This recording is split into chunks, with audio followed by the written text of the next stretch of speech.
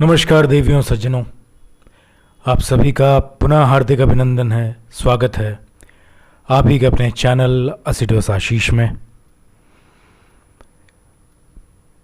Parts of speech पे चर्चा हम कर रहे थे, कुछ डेफिनेशन वगैरह हमने देखी पिछले कुछ किस्तों में। आज आरंभ करते हैं नाउन से। नाउन्स क्या हैं? देखिए आप अपने स्क्रीन्स पे, nouns are words that indicate a person, place और thing. In a sentence, nouns can function as the subject or the object of a verb or preposition. Nouns can also follow linking verbs to rename or re-identify the subject of a sentence or clause. These are known as predicate nouns. तो nouns क्या हो गए कि they are words that indicate a person, place or thing. Sentence में they can function as the subject के तौर पे, कर्ता जैसे हिंदी में कहते हैं, या फिर ऑब्जेक्ट ऑफ अ वर्ब और प्रपोजिशन, ये भी नाउन होता है, ऑब्जेक्ट ऑफ अ वर्ब या preposition. Nouns can also follow linking verbs, जिससे टू रीनेम और री identify the subject of a sentence और क्लॉज। ऐसे नाउन्स को प्रेडिकेट नाउन्स कहते हैं। आगे चर्चा करेंगे इस पे विस्तार से। आइए आगे बढ़ते हैं। देखिए अब आप स्क्रीन्स पे देख पा रहे होंगे द सब्जेक्ट, जो कर्ता की बात हमने की, सेंटेंस या वाक्य का सब्जेक्ट क्या है? The subject in a sentence और क्लॉज इज द पर्सन और थिंग डूइंग, परफॉर्मिंग और controlling the action of the verb.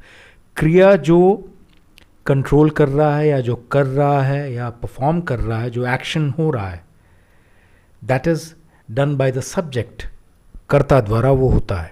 जैसे एग्जाम्पल देखिए, एक उदाहरण आपके समक्ष है, the dog chased its tail. यहाँ नाउन क्या हुआ? Dog is the noun that is performing the action of the verb chase. तो क्योंकि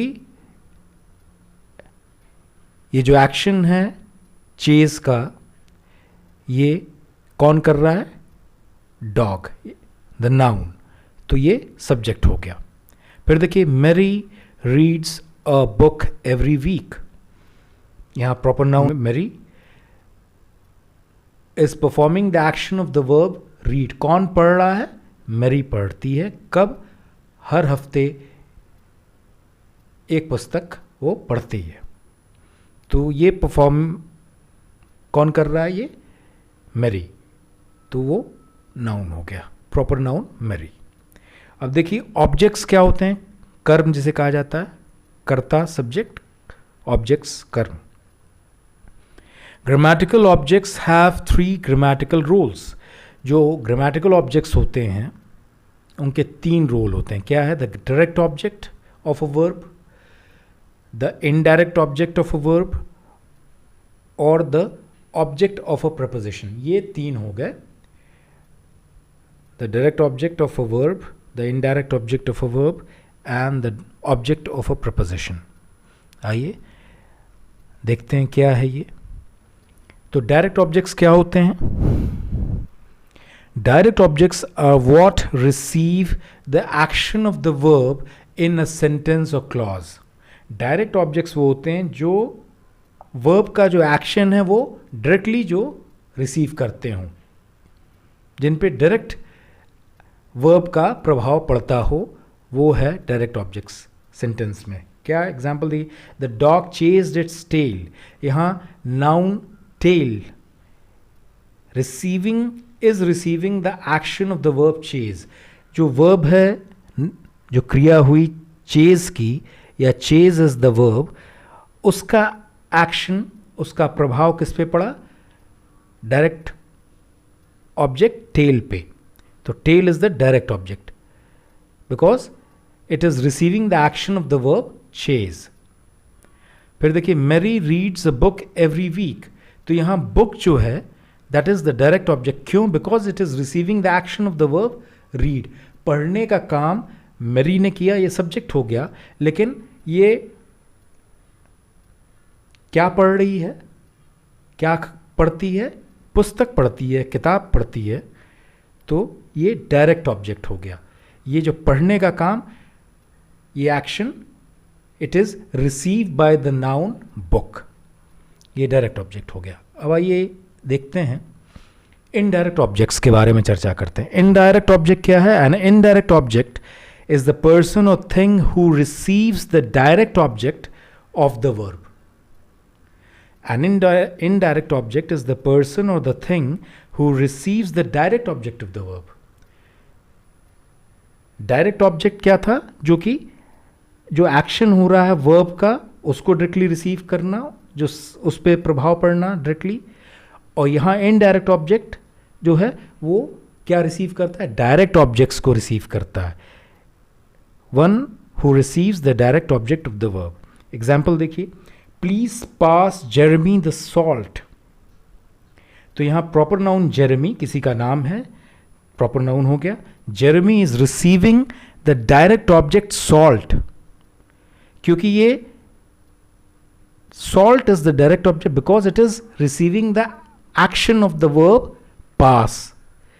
प्लीज पास द सॉल्ट, लेकिन किसे? जेरेमी को. Please pass Jeremy the salt. तो ये जो एक्शन हुआ पास का, ये सॉल्ट डायरेक्ट ऑब्जेक्ट पे, और फिर Jeremy is the indirect object because it is receiving the direct object salt, which in turn was receiving the action of the verb pass. फिर देखिए, I send the company an application for the job. यहां देखिए, the noun company is receiving the direct object application. यहां application direct object था because it is receiving the action of the verb sent. I send the application, I send the application. तो जाहिर सी बात है, ये जो एक्शन डायरेक्टली किस पे आया? एप्लीकेशन पे. एप्लीकेशन डायरेक्ट ऑब्जेक्ट हुआ, लेकिन ये डायरेक्ट ऑब्जेक्ट किसके द्वारा रिसीव हो रहा है? ये कंपनी द्वारा. तो कंपनी यहां इनडायरेक्ट ऑब्जेक्ट हो गया because it is receiving the direct object application, which in turn receive the action of the verb sent. देखिएगा, आई सेंड द एप्लीकेशन, ये डायरेक्ट ऑब्जेक्ट हो गया एप्लीकेशन, क्योंकि डायरेक्टली जो एक्शन है सेंडिंग का वो क्या है? एप्लीकेशन पे आया, तो डायरेक्ट ऑब्जेक्ट. अब company is receiving the direct object, इसलिए वो इनडायरेक्ट ऑब्जेक्ट हो गया. Company is the indirect object. ये हो गए इनडायरेक्ट ऑब्जेक्ट्स की बात. आइए देखते हैं अब अगला क्या है. ये है objects of preposition. Nouns are also used after prepositions to create prepositional phrases. Nouns का प्रयोग प्रपोजिशंस के बाद भी होता है, जिससे प्रपोजिशनल फ्रेज बनते हैं. एग्जाम्पल हम देखेंगे. When a noun is part of a prepositional phrase, when a noun is part of a prepositional phrase, it is known as the object of the preposition. किसी भी prepositional phrase का part है अगर कोई भी noun, कोई भी संज्ञा, तो उसे object of the preposition कहा जाता है. एग्जाम्पल देखते हैं. Your backpack is under the table. यहाँ देखिए, the noun table is the object of the preposition under. Under preposition हो गया, उसका object table. So table is the object of the preposition under, which creates the prepositional phrase under the table. Under the table ये पूरा एक prepositional phrase हुआ. Under preposition और उसका object table, इस वजह से ये नाउन जो है ये object of the preposition under हुआ, table. I am looking for work. The noun work is the object of the preposition for. For यहाँ preposition हुआ, work noun है, और for का object work हुआ. क्यों? क्योंकि for work ये prepositional phrase है, तो इसे object of preposition कहते हैं. अब देखिए predicate nouns क्या होते हैं, जिसकी चर्चा इसी किस्त में शुरुआत में मैंने की थी।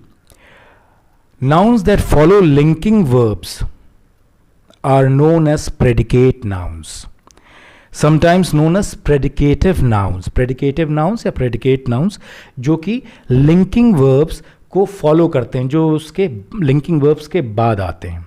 देखिए क्या है, दीज सर्व टू रीनेम और री आइडेंटिफाई द सब्जेक्ट। जो करता है सब्जेक्ट, जो सब्जेक्ट है जो करता है सेंटेंस का, उसको री आइडेंटिफाई या रीनेम करना, ये काम है प्रेडिकेट नाउन्स का। आइए देखते हैं।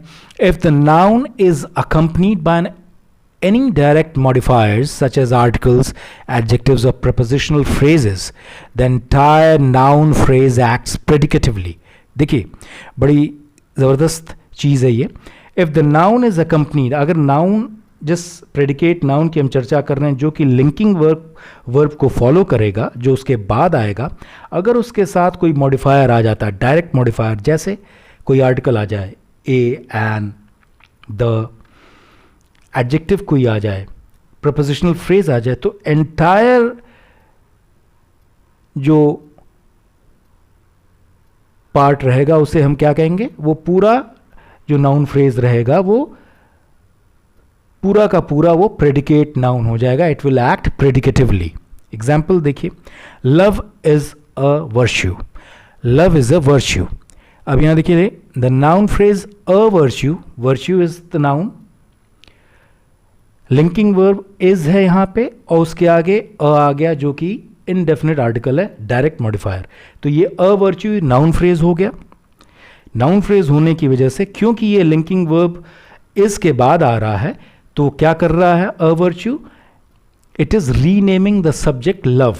Love is a virtue, love को रीनेम करना या री आइडेंटिफाई करना, ये अ वर्च्यू जो कि नाउन फ्रेज है और लिंकिंग वर्ब इस के बाद आ रहा है, इसलिए अ वर्च्यू यहां प्रेडिकेट नाउन हो गया। Tommy seems like a real bully, यहां देखिए अ रियल बुली, आपका इंडेफिनेट आर्टिकल, रियल एडजेक्टिव हो गया, बुली नाउन हो गया। ये पूरा चंक जो है, ये पूरा पार्ट आपका नाउन फ्रेज हो गया। ये किस लिंकिंग वर्ब के बाद आ रहा है, सीम्स के बाद आ रहा है, और किसको आइडेंटिफाई कर रहा है, या री आइडेंटिफाई या रीनेम कर रहा है, टॉमी को। तो ये हो गया अ रियल बुली noun phrase, linking verb seems के बाद आने की वजह से ये पूरा जो है ये प्रेडिकेट नाउन हो गया। May be this is a blessing in disguise, may be this is a blessing in disguise. इसमें देखिए the noun phrase a blessing in disguise, ये पूरा चंक जो है ये ब्लेसिंग इन डिस्गाइज, ये नाउन फ्रेज है। इंडेफिनेट आर्टिकल ब्लेसिंग नाउन हो गया, इन डिस्गाइज ये एक प्रपोजिशनल फ्रेज हो गया। तो अ ब्लेसिंग इन डिस्गाइज, और इसके बाद आ रहा है जो कि लिंकिंग वर्ब है, इस वजह से ये प्रेडिकेट नाउन हुआ। The noun phrase a blessing in disguise follows the linking verb is to rename the subject this. This subject है यहाँ पे, उसको रीनेम कर रहा है, इस वजह से प्रेडिकेट नाउन हुआ। तो आज के लिए मैं इजाज़त चाहूँगा। Thank you so much for your patience, your ears. Bye bye and have a great day.